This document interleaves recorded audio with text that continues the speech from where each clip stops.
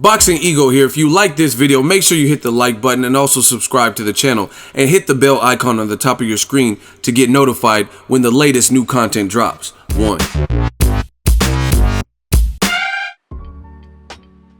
New lightweight champion Vasyl Lomachenko officially vacates his previous title from the 130-pound division. Stay tuned. What up, Fight World? It's your boy Ego, and I'm back with some more boxing. Make sure you smash the like button. Also subscribe to the channel for the latest and greatest in boxing.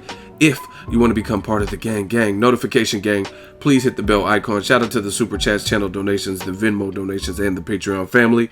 We working. Off the heels of a impressive performance over Jorge Linares, previous lightweight champion who had title defenses, Lomachenko stopped him to the body, was dropped in the fight. It was a good fight. Lomachenko has officially vacated his title from his previous division, the 130-pound division.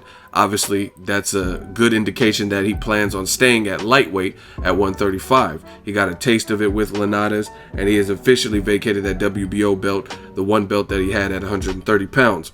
I think this is excellent news. Here's why.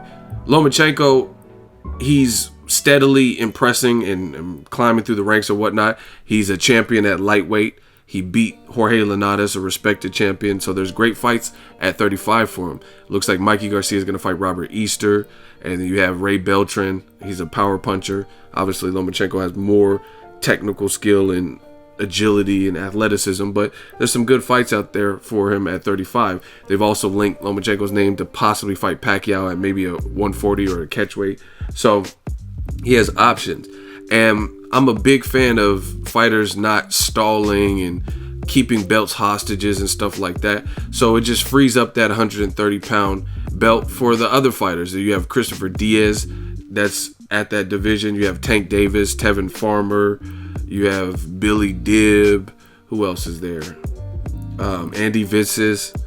You have just different fighters like that. So Gary Russell has talked about moving up to 130 if he can't unify.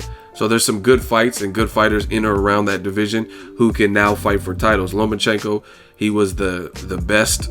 You know what I mean? Most people would have him the consensus best at 130, and then he moved up. So now it frees up the market for the other 130-pound champions like Tank Davis and or guys who want to become champions like Tevin Farmer or, like I said, Christopher Diaz, Andy Vinces or whatever, to become champions with these recognized belts. So him giving up the WBO, it just expedites that process, and Lomachenko can, it sounds like, focus on 135.